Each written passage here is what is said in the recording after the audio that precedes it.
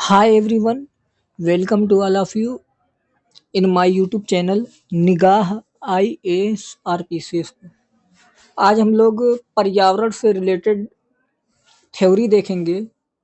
इसमें हम लोग PCS और IAS के प्रीलिम्स मेंस दोनों के लेवल का अध्ययन करेंगे। चलिए देखते हैं। सबसे पहले देखते हैं हम लोग पर्यावरण, जिसकी इंग्लिश है इन्वायरमेंट। परिभाषा देखते हैं। हमारे चारों ओर उपस्थित सभी पदार्थ जिनसे हमारी क्रिया प्रतिक्रिया होती है पर्यावरण कहलाता है। आइए आगे देखते हैं। पर्यावरण के घटक। तो देखिए पर्यावरण के कौन कौन से घटक हैं। जैविक, अजैविक या भौतिक, सांस्कृतिक। तो पर्यावरण के 3 घटक हैं। जैसे हम लोग अपने घर में रहते हैं ना, ये हमारा घर है मान लीजिए। इस घर में जो भी वस्तुएं कुछ इसमें जैविक होंगी, कुछ अजैविक। यदि हम एक एक को परिभाषित करें, सबसे पहले देख लीजिए हम अपने घर में हैं तो वर्षा, ठंडी, वायु, इन सभी से हमारा घर हमको सुरक्षित रखता है ना। तो आपस में हम लोग क्रिया प्रतिक्रिया कर रहे हैं कि नहीं। दूसरी चीज जैविक। जैविक उन घटकों को कहते हैं जिसमें आत्मा हो, जिनमें जान हो। जैसे मानव हो गया, पेड़ हो गया, पौधे हो गए, सूक्ष्म जीव हो गए। अजैविक या भौतिक। अजैविक या भौतिक उन पदार्थों को कहते हैं जिनमें आत्मा ना हो। जैसे हमारा घर कंक्रीट से बना हुआ है, ये कंक्रीट। हमारे घर की जो फर्श है वो मिट्टी या फिर प्लास्टर या फिर सीमेंट से बनी है। तो ये जो है सीमेंट। ये वायु जो हमारे आसपास पाई जा रही है, ये सभी क्या है, अजैविक घटक हैं। सांस्कृतिक। तो सांस्कृतिक या मानव निर्मित, अर्थात मानव के द्वारा जो भी निर्मित नियम कानून हैं, जो भी विधि हैं, ये सभी क्या कहलाती हैं, सांस्कृतिक घटक। जैसे एक बिश्नोई समाज है, वो पर्यावरण के प्रति अपना कानून बनाया है कि हम पर्यावरण को संरक्षण देंगे। इससे क्या हो रहा है कि मानव पर्यावरण को संरक्षण दे रहा है और पर्यावरण मानव को संरक्षण दे रहा है। तो ये दोनों एक दूसरे से क्रिया प्रतिक्रिया कर रहे हैं। तो ये क्या है, सांस्कृतिक घटक। आइए देखते हैं पर्यावरण के कार्य। पर्यावरण के कार्य। तो देखिए पर्यावरण के 2 कार्य हैं। एक तो पर्यावरण संसाधन के रूप में रहता है, दूसरी चीज पर्यावरण नियंत्रक के रूप में रहता है। जैसे देख लीजिए हम लोग पेड़ पौधे को जमीन पर बोते हैं ना, तो ये जैसे एक पेड़ है, ठीक है, और नीचे मिट्टी है। तो ये जो मिट्टी है, ये पौधे के लिए एक संसाधन का रूप है। क्योंकि जितने भी खनिज पदार्थ हैं, ये क्या करता है, पर्यावरण, ये पौधा अपने इस मिट्टी से प्राप्त कर रहा है। तो मिट्टी पौधे के लिए क्या हुई, संसाधन। दूसरी चीज, जो मृदा कटाव होता है, मृदा अपरदन होता है, ये जो है पौधे रोकते हैं। तो पौधा क्या हुआ मिट्टी के लिए, नियंत्रक। तो पर्यावरण क्या होता है, संसाधन और नियंत्रक का कार्य करता है। चलिए अगला देखते हैं, विश्व पर्यावरण दिवस। विश्व पर्यावरण दिवस 5 जून को मनाया जाता है। हर साल 5 जून को विश्व पर्यावरण दिवस मनाया जाता है। अगला है हमारा धारणीय विकास या सस्टेनेबल डेवलपमेंट। चलिए देखते हैं कि धारणीय विकास क्या होता है। परिभाषा इसकी, भावी पीढ़ी की आवश्यकता पूर्ति को या भावी पीढ़ी की आवश्यकता पूर्ति करने वाले संसाधनों को प्रभावित किए बिना अपनी आवश्यकताओं की पूर्ति करना ही धारणीय विकास कहलाता है। जैसे हम लोग सभी जानते हैं कि हमारे घर में जो पिताजी हैं, वो महीने का 1000 कमाते हैं, ठीक है। मान लीजिए कि 1000 हमारे पिताजी कमा रहे हैं, तो क्या पूरा 1000 वो खर्च कर देते हैं, नहीं। इसमें से कुछ रुपये क्या करते हैं, बचा कर रख लेते हैं, ताकि आने वाले समय में हमें जो ज़रूरत हो उसी ढंग से हम पूरा कर सकें। तो हम पूरा पैसा खर्च तो नहीं करते ना, कुछ पैसे बचा कर रखते हैं ताकि जो भी आवश्यकता हमारी पड़े उससे हम अपनी आवश्यकता की पूर्ति कर सकें। तो यही क्या है, धारणीय विकास है, यानी अपनी आवश्यकता को पूरा करो। दूसरी चीज़, हमारी जो आने वाली आवश्यकताएँ हैं, हमारी जो आने वाली पीढ़ियाँ हैं, उनकी जो आवश्यकताएँ हैं, उनको प्रभावित ना करो। यही क्या है, धारणीय विकास। अगला है सतत विकास की व्याख्या। तो देखिए सतत विकास की व्याख्या डब्ल्यूसीईडी वर्ल्ड डब्ल्यूसीईडी ने अपनी रिपोर्ट ब्रंटलैंड या आवर कॉमन फ्यूचर, तो ब्रंटलैंड या आवर कॉमन फ्यूचर में डब्ल्यूसीईडी ने सतत विकास की व्याख्या की। सतत विकास का पूर्ण समर्थन, तो देखिए सतत विकास का पूर्ण समर्थन 1992 के पृथ्वी सम्मेलन में घोषित एजेंडा 21 या रियो घोषणा के तहत हुआ। तो एजेंडा 21 या रियो घोषणा में सतत विकास को पूर्ण समर्थन मिला और इसकी घोषणा 1992 के पृथ्वी सम्मेलन में हुई। अगला है सतत विकास का मुख्य मुद्दा। तो सतत विकास का जो मुख्य मुद्दा था वो 2002 के जोहान्सबर्ग सम्मेलन में प्रस्तुत किया गया। तो 2002 के जोहान्सबर्ग सम्मेलन में सतत विकास का मुख्य मुद्दा प्रस्तुत किया गया। अगला है सतत विकास लक्ष्य प्रस्तावित। तो देखिए जो सतत विकास का लक्ष्य है वो कब प्रस्तावित हुआ, तो पहली बार वर्ष 2012 के रियो 20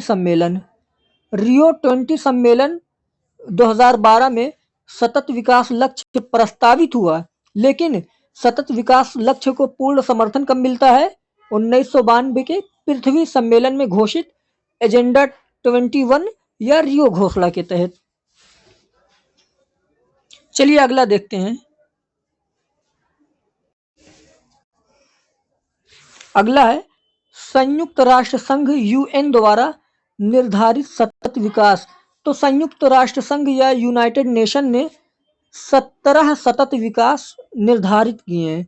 तो विश्व के विभिन्न देशों के लिए 17 सतत विकास जो है निर्धारित किए हैं विश्व या कह सकते हो संयुक्त राष्ट्र संघ ने। और इस सतत विकास को जो लक्ष्य प्राप्त करने का वर्ष है वो 2030 है। तो 2030 तक यूएन ने कहा कि 2030 तक हम सतत विकास के लक्ष्य को प्राप्त कर लेंगे। अगला है एसडीजीआई सस्टेनेबल डेवलपमेंट गोल इंडेक्स। तो देखिए सतत विकास लक्ष्य सूचकांक, तो इसका निर्माण का जो आधार है ये देखेंगे। तो एसडीजीआई निर्माण का आधार क्या है, सामाजिक समावेश, आर्थिक विकास की स्थिति, यानी आर्थिक विकास उच्च है या आर्थिक विकास निम्न है। पर्यावरण का धारणीय विकास, अर्थात जो हमारा पर्यावरण है क्या ये सतत रूप से चल रहा है या ये असतत हो चुका है। तो पर्यावरण का धारणीय विकास। यूएनओ ने 2023 को मिलेट्स अंतरराष्ट्रीय वर्ष घोषित किया। तो ये जो आज 2023 है जो कि 2-3 दिन में खत्म होने वाला है, इसी 2023 को मिलेट्स अंतरराष्ट्रीय वर्ष किसने घोषित किया, यूएनओ ने। अगला है क्लब ऑफ रोम संस्था। तो विश्व में एक संस्था है जिसको कहते हैं क्लब ऑफ रोम। तो क्लब ऑफ रोम के बारे में देखते हैं। क्लब ऑफ रोम जो है वैश्विक चुनौती का समाधान देती है, जो विश्व के समक्ष विभिन्न जलवायु परिवर्तन, क्लाइमेट चेंज या फिर हरित गृह प्रभाव, ये सभी जो चुनौतियां हैं इसके समाधान के लिए सुझाव कौन देती है, क्लब ऑफ रोम। तो देखिए ये जो क्लब ऑफ रोम है इसमें कौन लोग होते हैं, वैज्ञानिक, अर्थविद, सिविल सेवक, व्यवसायी। तो वैज्ञानिक, अर्थविद, सिविल सेवक, व्यवसायी, इन सभी लोगों की कौन संस्था है, क्लब ऑफ रोम। चलिए अब देखते हैं सतत विकास का उद्देश्य क्या है।